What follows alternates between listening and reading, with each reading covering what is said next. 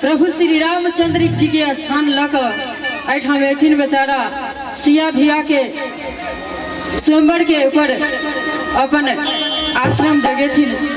बहुत सुंदर ई मिथिला धाम आई लाग रहल छथिन। उनकर वर्णन करत कहबन, हे हन सुंदर मिथिला धाम दोसर पायब कोने ठाम कि दोसर पायब कोने ठाम कि दुल्हा दुल्हन सीताराम जनकपुर में कि दुल्हा दुल्हन सीताराम जनकपुर में एहन सुंदर मिथिला धाम दोसर पायब कोने ठाम दोसर पायब कोने ठाम दुल्हा दुल्हन सीताराम जनकपुर में दुल्हा दुल्हन सीताराम जनकपुर में।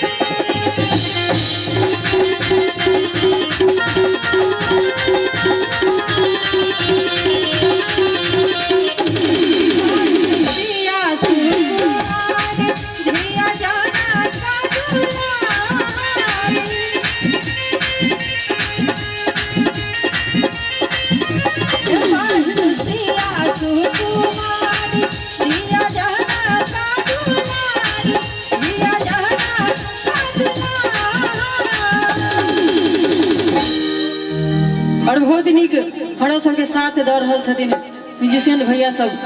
इनका सबसे एक बार पूछ लिया निक लागे छै ने याओ? नहीं निक लागे छै? एना टेर नहीं केला से हेतै केला कि हमरा सबके साउंड नहीं साथ दऽ रहल छै, लेकिन उनको गलती नहीं छै। बेचारा सबके साउंडो में शायद ठंडा लागल हेतन। आजकल हमरा सबके बिना स्वेटर के काम करे छै, ठंडा नहीं लागे, लेकिन साउंड में ठंडा लागल छै। और तै दुआरे पाहुन श्री राम चंद्र एठाम बन के एलखिन और कहबन कि पाहुन बन के